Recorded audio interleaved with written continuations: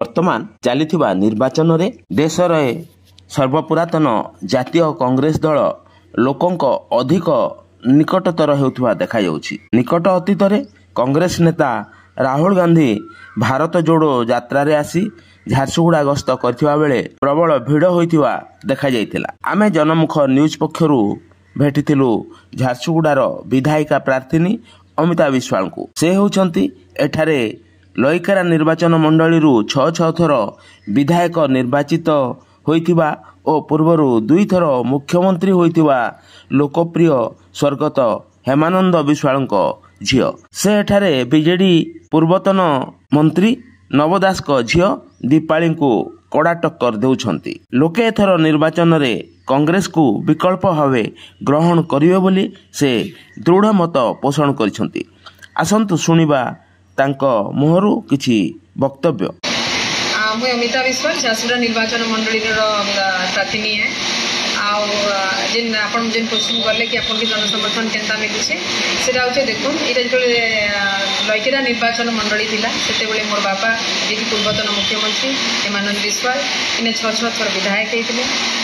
ଆଉ 2 ଥର ମୁଖ୍ୟମନ୍ତ୍ରୀ ହେବାର ସୌଭାଗ୍ୟ ମଧ୍ୟ ପାଇଥିଲେ। ସ୍ୱଳ୍ପ ସମୟ ହେଲେ ମଧ୍ୟ 2 ଥର ମୁଖ୍ୟମନ୍ତ୍ରୀ ହେବାର ସୌଭାଗ୍ୟ ପାଇଥିଲେ। ତ ଲୋକମାନଙ୍କର ଭିତରେ ଏଖାନ ବି ସେ କଂଗ୍ରେସର ସେ ଭଲ ପାଇବାଟା ଅଛି, ମୋ ବାବାଙ୍କ ପ୍ରତି ସମ୍ମାନ ଅଛି। ଆଉ ମୁଇଁ ଭାବୁଛେ କି ନିଶ୍ଚିତ ରୂପେ ସେ ଭୋଟ ଉପରେ କନଭର୍ଟ ହେବା ମୋତେ ଲୋକ ଜନସମର୍ଥନ ଦେବେ ବୋଲି ମୋର ଆଶା ଅଛି। ବର୍ତ୍ତମାନ ଭାରତର ଯାହା ସ୍ଥିତି ବହୁତ 10 ବର୍ଷ ହେଲାନ ବିଜେପି ଶାସନ କଲାନ ଭାରତରେ। ଓଡ଼ିଶାରେ ତ ଆପଣ 24 ବର୍ଷ ହେଲାନ।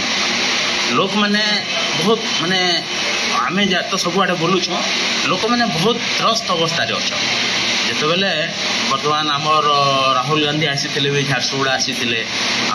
ଦିଲ୍ଲୀରେ ଆପଣ ଜାଣିଛନ୍ ଆମ୍ ଆଦମୀ ପାର୍ଟିକେ କେନ୍ ଅସୁବିଧାରେ ପକାଉଛନ୍ ବିଜେପି। ଯେନ୍ ଜାଗାରେ ତାଙ୍କର ଦଳ ନାଇଁନ ସେ ଜାଗାରେ ସେ ମାନେ ମୁଖ୍ୟମନ୍ତ୍ରୀମାନଙ୍କୁ କେନ୍ତା ଅସୁବିଧାରେ ପକାଉଛନ୍। ଆପଣ କଂଗ୍ରେସର ସିଜ୍ କରିଦେଇଥିଲେ ଇଏକେ ଆକାଉଣ୍ଟକେ।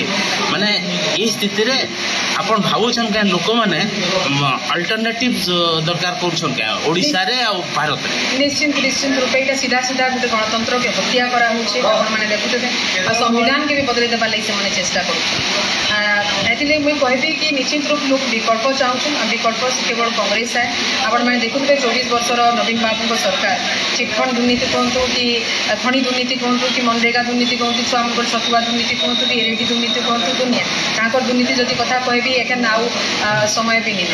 ଆଉ ଯେନ୍ତା ଆମର ମୋଦି ସରକାର ଯେନ୍ ଯାହା ବି ପ୍ରତିଶ୍ରୁତି ଦେଇଥିଲେ 2 କୋଟି ଲୋକେ ମୁଇଁ ରୋଜଗାର ଦେଇ ବୋଲି ଯେନ୍ କଥା କହିଥିଲେ, ସରକାରୀ ରୋଜଗାର ବି ନେଇ ହେଇପାରିଲା। 15 ଲକ୍ଷ 15 ଲକ୍ଷ ଟଙ୍କା କଳାଧନ ବାପସ ଆନବାର କଥା କହିଥିଲେ, ଦରଦାମ କମବାର କଥା କହିଥିଲେ। ଦରଦାମ କମବାର ଇଏରେ ଆପଣମାନେ ଦେଖୁଥିବେ କି ଆଜି ପେଟ୍ରୋଲ ଦାମ କେତେ ଅଛି, 101 102 ପାର ହେଉଛି ସବୁବେଳେ।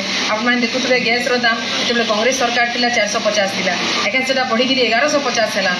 ତ ଆଉ ସରଷୋ ତେଲ କଥା କୁହନ୍ତୁ କି ହରଡ଼ ଡାଲି କଥା କୁହନ୍ତୁ କି ଆପଣମାନେ ଯଦି ମୋର ମା ମାନେ ଯଦି ରନ୍ଧା କରି ଯାଉଛନ୍ ତାକେ ସେ ଗ୍ୟାସ୍ ସିଲିଣ୍ଡରକେ ଦେଖିଲେ ସରଷୋ ତେଲ କଥା କୁହନ୍ତୁ।